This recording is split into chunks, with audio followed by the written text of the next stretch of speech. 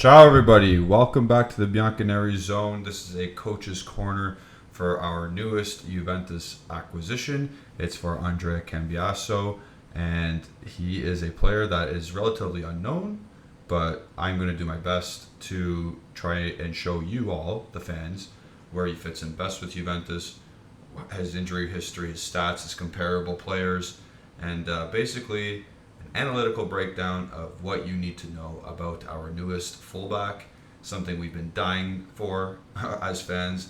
We know that Pellegrini and Sandro ain't it. We know that Danilo and Quadrado are aging, so we need new life in that area of the pitch. So stay with me and watch the Coach's Corner for our newest player.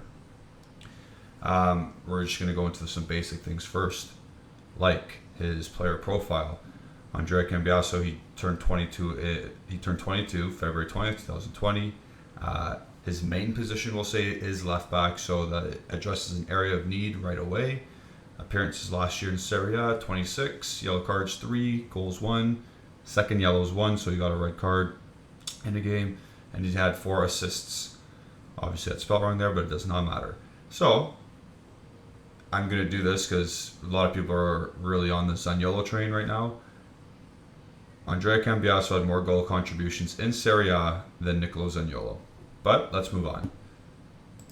And as you can see here, we got a little heat map of his positions where he can play. I was kind of taken aback when I first saw that he could play central midfield as well.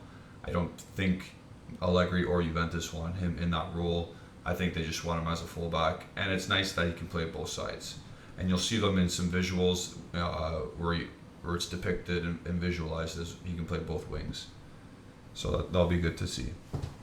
Next, we'll go with his injury record. And you see last season he missed 10 games for injury. 2 games he was an unused substitute. So he had a bad knee injury. It looks like this year missed 9. It looks like 2 years ago he had a ligament injury. So he has looks like he has one muscle injury as a 22-year-old. It's not bad. It's nothing to be concerned with. Just the contact injuries, it looks like. The knee injury could be a contact. Ligament injury is probably contact. Fractured arm, obviously contact. But for the most part, his muscles look okay, or seem okay, I guess. And he doesn't seem too injury prone. Maybe he just had an unlucky year last year. Moving on to the standard stats. This is a per 90 basis, and it's ranked in percentiles. So the higher or the closer you are to 100, obviously the better. And this is comparing all fullbacks in the top 5 leagues in Europe. So for assists, he averages 0.2 per 90, and he's in the 87th percentile. Honestly, looking at these, you're paying for what you're getting. So the final transfer fee hasn't been totally decided yet, but it's around 4.5 million euros to Genoa for this player. And the stats are kind of what they are for a 4.5 million euro player. But what else are you gonna expect? So nothing too much or nothing to be too happy about. But again, 87th percentile. It's not horrible for assists. Mind you, he did have 4 for a relegation side in Genoa. Move on to some defensive stats now, because he's a defender first, hopefully. And you see some green. It's not bad. A lot of blocks. Pressures is pretty good. Again, when Genoa is always under the cosh against better opposition in Serie A, there's going to be more defending and he's going to be needed more. So they started the season off with a back 5 or wing backs. Depends on how you look at it. So 3-5-2, 5-3-2 does not matter. He was a wing back in that system.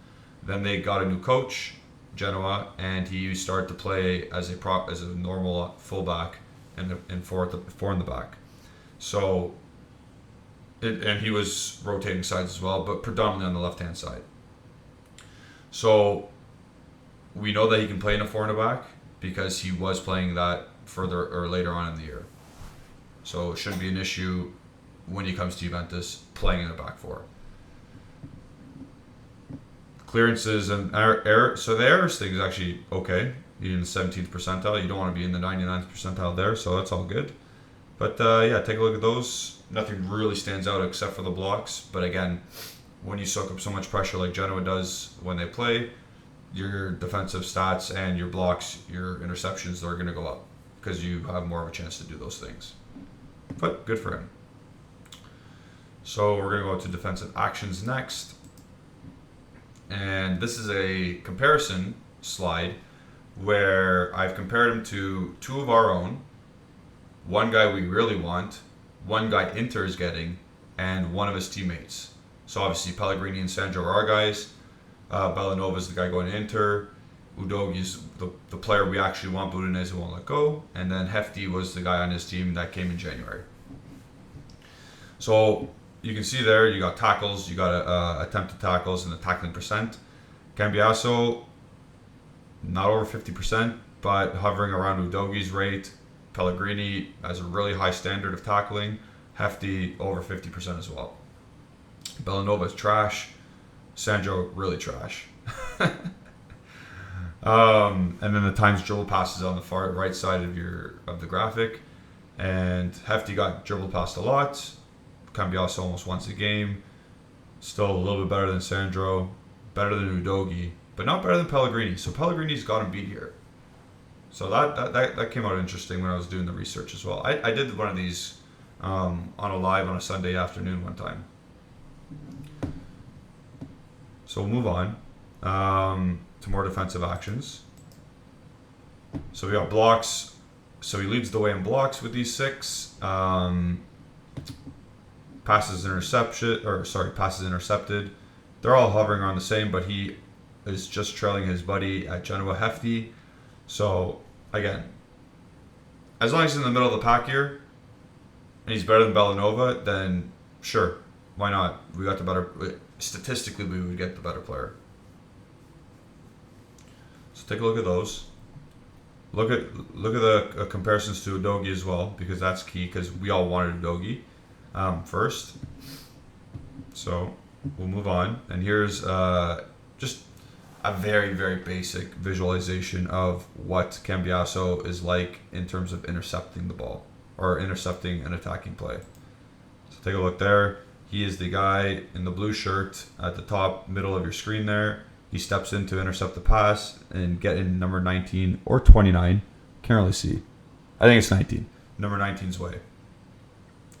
Just a little snippet of what he can do defensively. He can read the play. He's strong and he's brave to go and intercept that ball, because if he misses and 19 gets it first, then the gentleman on the left-hand side of the screen will be going in on goal.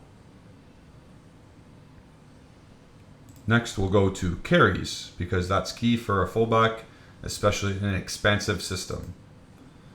So again, we're comparing with the 6. We have the possession with the carries, and what a carry is you dribble further than 10 yards in the neutral or attacking third. So we got Pellegrini and Sandro pretty much right smack dab in the middle, or right tied with each other. Cambiaso's third on this list, higher than Udoghi, higher than Bellanova, and higher than Hefty. Again, when you're Genoa, you don't normally attack. So just the fact that he's closer to Pellegrini and Sandro is a good thing. And then here is an example of Cambiaso carrying the ball and eventually crossing. We'll get into the crossing stats later, but we have a two-parter. We're going to show where he starts, that he's going to dribble through some people, pass some people, and then get his cross in. So he starts right there on the far right-hand side in the blue shirts again. He's going to dribble past 2 players there and end up getting to the goal line and crossing a ball in. Number 5 does eventually score on this header, so he picked up an assist on that play. And again, that's on the right-hand side, so that's an example of he can do it both ways on both sides of the pitch, which is good. Speaking about crossing, we go to crossing stats now. Again, comparing to the 5 other lads. Crosses per 90. Udoghi doesn't really cross the ball in. Bellanova's at the top there. Cambiaso, again, for being on a really bad team, puts in more balls than Pellegrini and Sandro. Again, you have to think of Juventus as well, though. Were we that hungry to go attack all the time? Not really. I think Cambiaso might be a solid option for Allegri just because he might be solid as a house in terms of defend first, and then if you get an opportunity, you can go cross. And then we got some visuals again.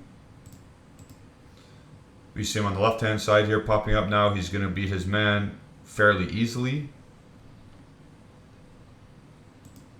And then we will see him crossing the ball in. And not on this particular play, they do not score. But he puts a decent ball in and it hits the guy in the middle here. And he just missed. But as you can see, the two types of crosses he put in, he stabs it. He doesn't. He didn't whip it. He beat his man and then stabbed it at the back post with an arching cross. It gives other players an opportunity to go attack the ball. Yes, if he beat his man closer to the goal line, he could hit it harder and lower. But here he decided to stab it up again, which is I'm okay with. Now we're on to passing, and again, it's a per 90 basis, and it's on percentile, or we're ranking him against all the fullbacks in the top 5 leagues.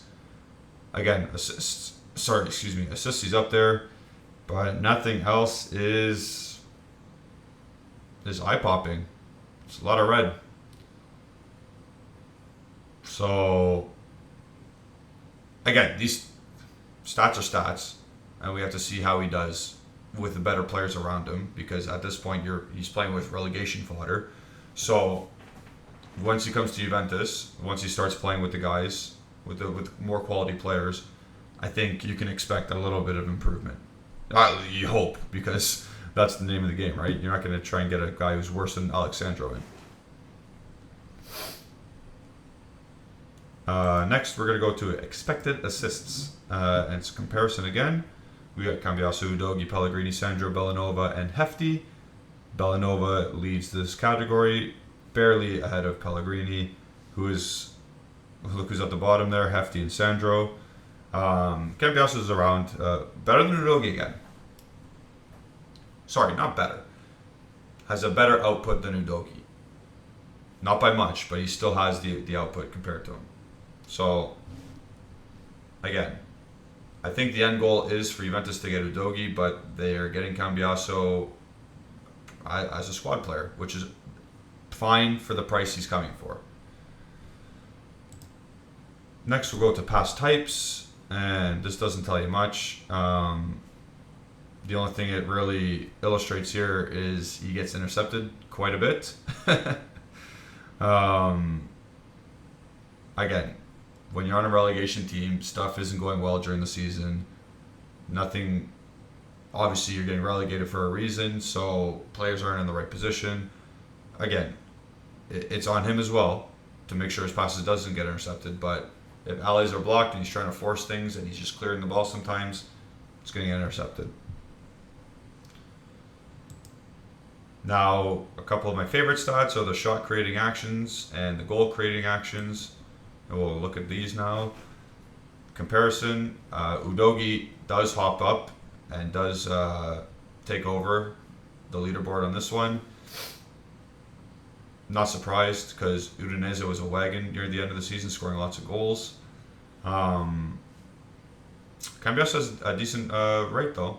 Second last, but it's still not bad. Again, keep in mind, relegation team.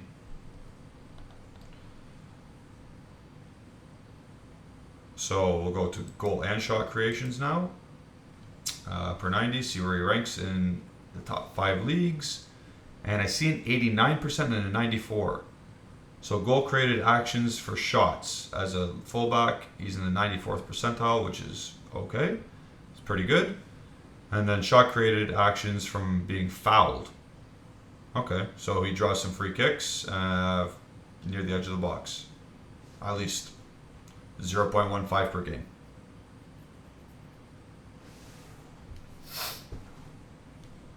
Which is a thing that's an area of concern for Juventus, because we barely had any direct free kicks last year,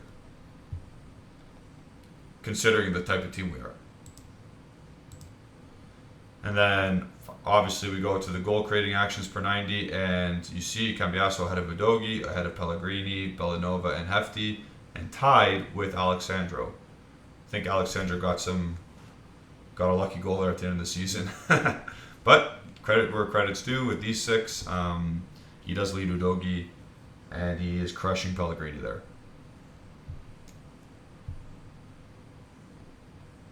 Move on to shooting, which is probably the least important thing for a left fullback. But he's got some green, he's got some gray, he's got some red. Again, comparing him to top 5 leagues in the world, or Europe at least. Nothing that stands out. And then we have 2 more things to go off of, 2 more stats to look at, and then I'll give my final speech about him. Its possession is next. So carries into the final third. That's a nice stat in the 99th or 97th percentile. He transports the ball from defense to neutral third to attack, and that's nice to see, because what do we see on our left-hand side usually? If Alexandro's playing, he dribbles into nobody and he dribbles onto the touchline away from his teammates, or Pellegrini's just chilling so high and wide and he'll never gets the ball. So if this guy is transporting the ball from the neutral third to the attacking third, and he's beating his man and he's clipping the ball in, it's an attacking head start compared to Pellegrini and Sandro. Nothing else really stands out. Again, he's a fine dribbler. I've seen a couple times when Genoa did play, especially against us. Not the second. I don't think he played a lot in the second game. The one where we lost to them. The first game he played it, I'm pretty sure. But I've seen him play a couple other times, and he's very direct, which is good. Finally, we'll go into the miscellaneous stats. Just some simple things here. Nothing really stands out. Got 9 ball recoveries per game, so that's all right. Yeah, so those are stats. Again, the main thing is what we want to see from Andrea Cambiaso is growth, some improvement, and progression in his play. We want to see him evolve as a player at Juventus. We need him to be better than what Pellegrini offered, what Sandro offered. But we do see why he's worth €4.5 million as a 22-year-old left back, coming from a relegation team. I don't think he's anything special. Can he prove us wrong? Absolutely. We haven't seen him play with a high quality of player yet. We've seen him play for Genoa. We've seen him play on the U21 Italian national team, where he did well, relatively well at least. So I'm curious to see how he does in training camp. I'm curious to see if he gets chances to start. Will Luca Pellegrini be off the team by the time he comes in? We have to find out. Because if Cambiaso comes and Sandro and Pellegrini stay, I have a feeling that Andrea Cambiaso will be leaving on loan somewhere. So we'll see about that. But you got to trust the scouts at some point. You got to trust management at some point. And I trust them on this one. Relatively cheap fee. Interesting player. In comparison to Pellegrini and Sandro, he's a bit better in areas than they are.